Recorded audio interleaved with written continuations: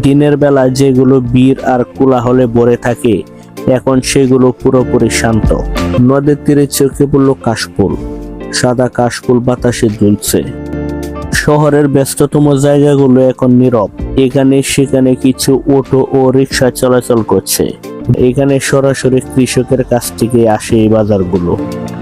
British আমলে এই bungalow আজও ইতিহাসে সাক্ষী হয়ে দাঁড়িয়ে আছে। সেই উপরে নীল দিয়ে কিন্তু ট্রেন চলাচল করতে পারে, যেটি বাংলাদেশের অন্য কোথাও নেই।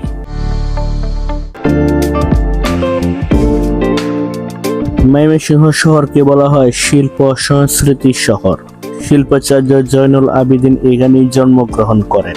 নাটক, গান, নাচ ও চিত্রকলার চর্চায় ময়মনসিংহ সমৃদ্ধ।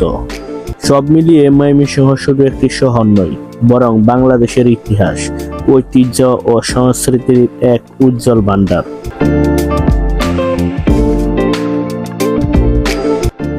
ভোরবেলা ময়মনসিংহ শহরে বের হয়েছি। শহর তখনও পুরোপুরি জেগে ওঠেনি। চারপাশ শান্ত, দোকানপাট সব বন্ধ, শুধু রিক্সা আর অটো চলছে।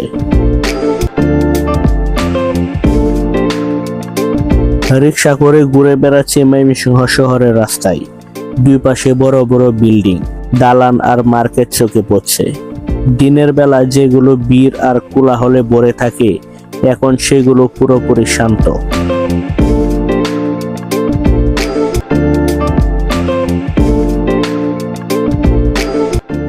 শহরের ব্যস্ততম জায়গাগুলো এখন নীরব। এখানে সেখানে কিছু অটো ও রিক্সা চলাচল করছে। ভোরে ময়মনসিংহ শহর যেন এক ভিন্ন রূপ, সত্যি দারুণ লাগে।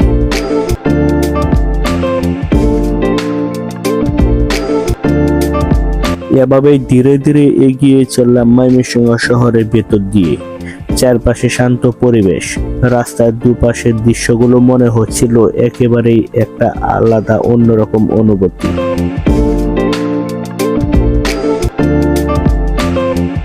রিক্সা দিয়ে যাচ্ছি আর রিক্সা থেকে আশেপাশে সৌন্দর্যগুলো উপভোগ করছি। এভাবে দেখতে দেখতে চলে এসেছি ঐতিহাসিক সার্কেট হাউস মাঠের কাছে। পরিবেশটা একটা অন্যরকম অনুভূতি। মাঠের পাশে চোখে পড়েছে ময়মনসিংহের ঐতিহাসিক সার্কেট হাউস বাংলো। ব্রিটিশ আমলে এই বাংলো আজও ইতিহাসে সাক্ষী হয়ে দাঁড়িয়ে আছে। এখন চলে এসেছি ময়মনসিংহের ব্যাট বল চত্বরে। নদের পাড়ে এসে চোখে পড়ল কিংবদন্তি শিল্পী ফরিদা পারভিনের স্মরণে একটি সাংস্কৃতিক অনুষ্ঠান।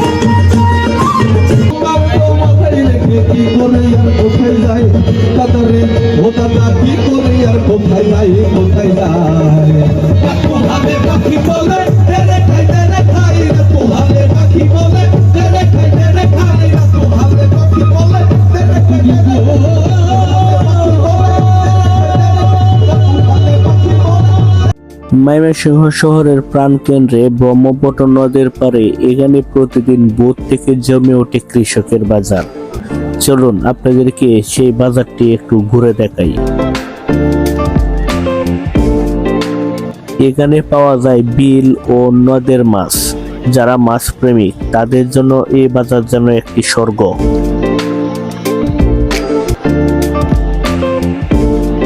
মাছের পাশাপাশি এখানে রয়েছে দেশি মুরগি, গরু, ছাগলের মাংস আর নানা ধরনের শাকসবজি।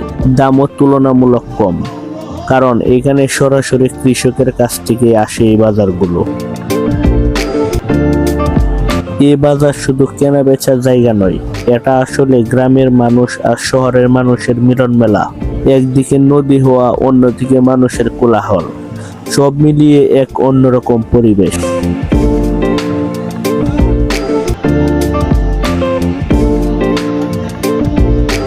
শৈশবের গ্রাম বাংলার সেই হাট বাজারের অনুভূতি আজও জীবন্ত এক ব্রহ্মপুত্র পারে।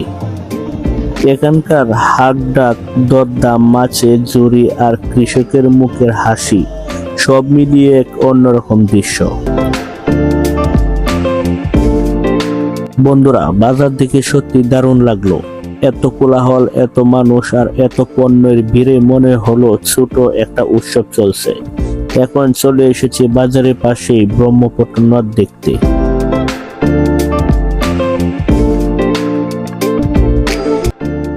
এই যে দেখুন, এটি শুধু ব্রহ্মপুত্র নদ নয়, এটি মানুষের জীবনের সাথে জড়িয়ে আছে।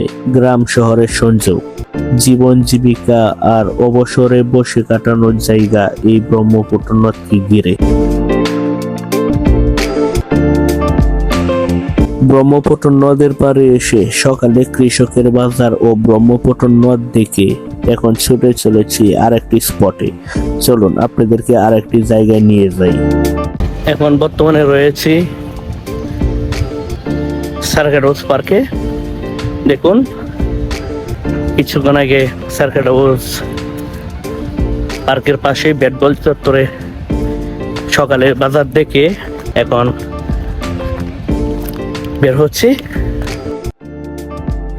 এই জায়গাটি হচ্ছে ময়মনসিংহ শহরের জয়নুল আবেদিন পার্কে ঢুকতে হিমু আড্ডার সামনে। দেখতেই পাচ্ছেন অনেকগুলো গাছ এবং চমৎকার একটি জায়গা। এটি হচ্ছে জেলা পুলিশ সুপারের কার্যালয়। দেখতে পাচ্ছেন এটি কিন্তু ময়মনসিংহের কাছারিঘাটে অবস্থিত।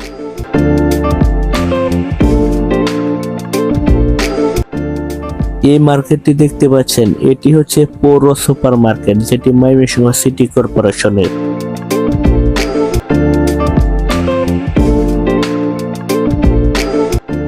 আবারও আরেকটি রিক্সা নিয়ে শহরে বিভিন্ন জায়গায় ঘোরাঘুরি করছি এবং আপনাদেরকে দেখানোর চেষ্টা করছি।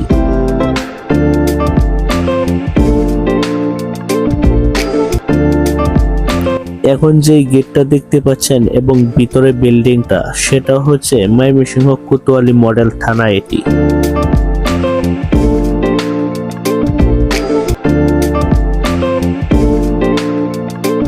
এই বাজারটি হচ্ছে কালীবাড়ি গুদারাঘাটের বাজার।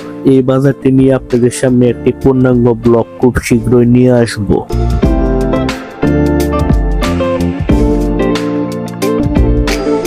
এটি হচ্ছে আরেকটি গুরুত্বপূর্ণ স্থাপনা, যেটি হচ্ছে এসকে হাসপাতাল।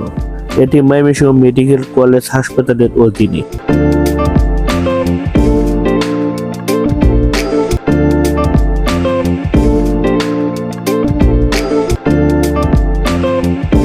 ভিডিওটি যদি আপনাদের ভালো লাগে তাহলে অবশ্যই আমার চ্যানেলটি সাবস্ক্রাইব করবেন। এটি হচ্ছে ময়মনসিংহের এলজিইডি ভবন, যেটি ময়মনসিংহের পাটগুদামে অবস্থিত। ঢাকা ময়মনসিংহ রেল লাইনের পাশে আর একটি বাইপাস রাস্তা দিয়ে রিক্সা দিয়ে যাচ্ছে সেই কেওটখালীর উদ্দেশ্যে।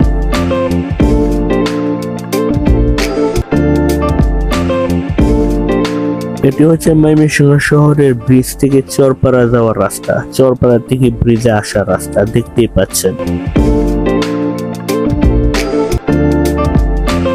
এখন আপনাদেরকে আরেকটি জায়গায় নিয়ে যাচ্ছি, যেটি হচ্ছে ময়মনসিংহ শহরে ব্রহ্মপুত্র নদীর উপরে আরেকটি ব্রিজ রয়েছে, যেটি হচ্ছে কেওটখালী রেল ব্রিজ।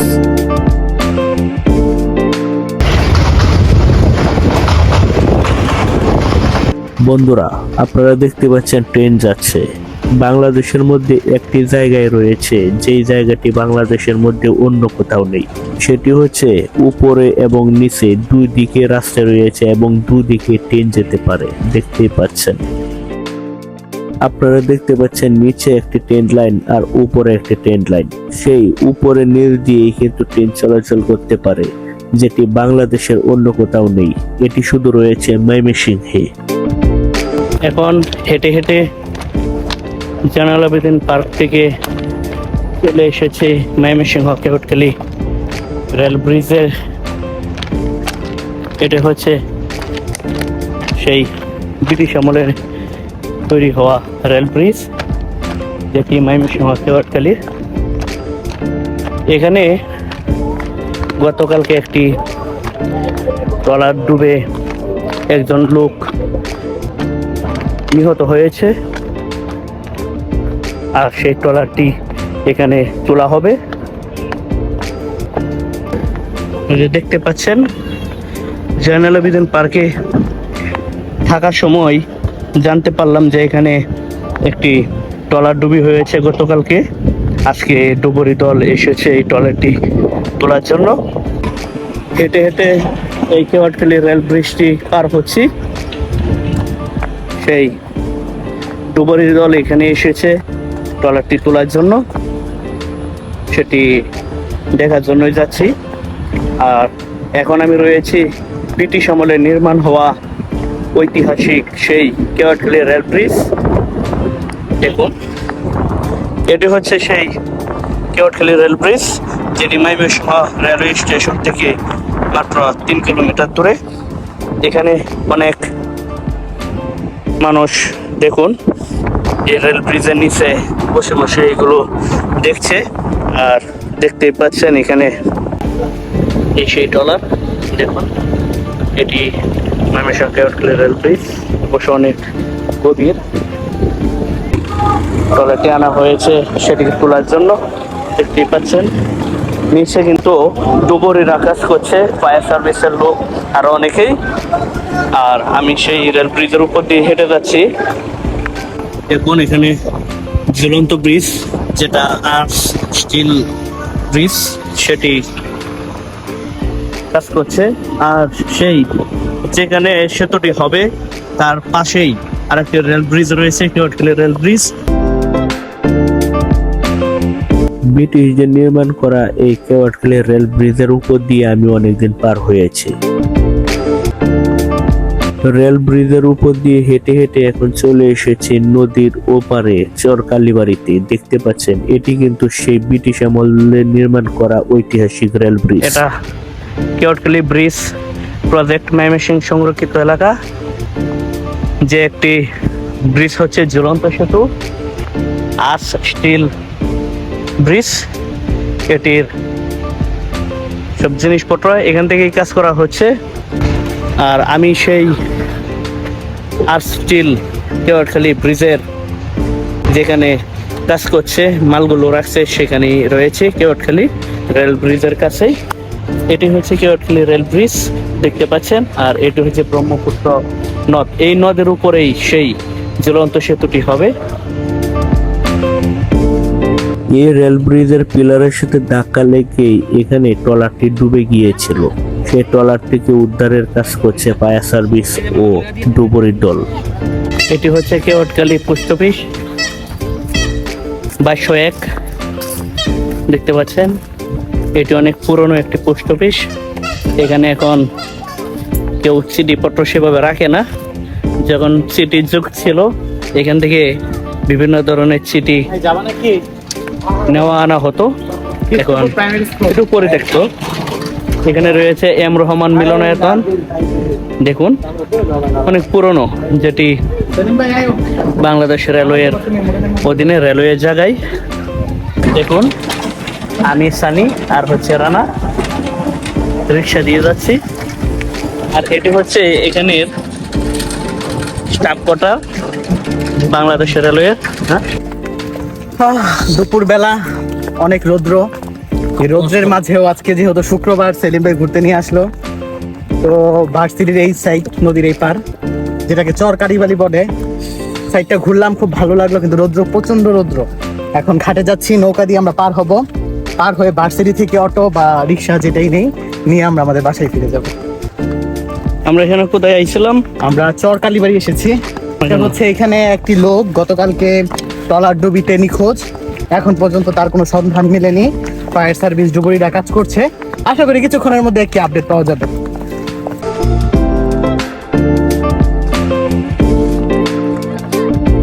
সারাদিন ময়মনসিংহ শহরে বিভিন্ন জায়গায় ঘুরে দেখলাম।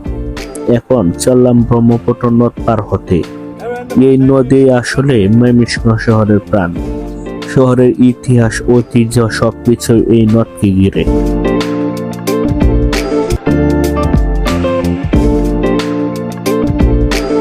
নৌকা দিয়ে নদ পার হওয়াটা একটা অন্যরকম অভিজ্ঞতা। নদে এখন প্রচুর পানি, ঢেউয়ের শব্দ আর নৌকা চলার তাল মিলিয়ে যেন এক অন্যরকম অনুভূতি এনে দেয়।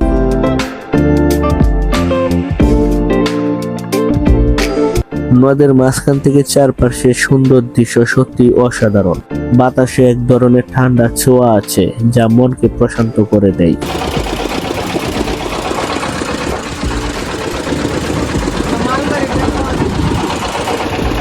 নদের তীরে চোখে পড়ল কাশফুল। সাদা কাশফুল বাতাসে দুলছে। এই কাশফুলের দৃশ্য যেন কারো মন কেড়ে নেবে।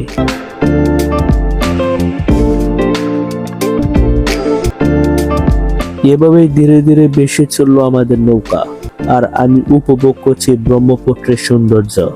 সত্যি এই ব্রহ্মপুত্র নদের পাড়ে যদি না আসেন বা না ঘোরেন, তাহলে আপনাদের জীবনটা অপূর্ণতা থেকে যাবে।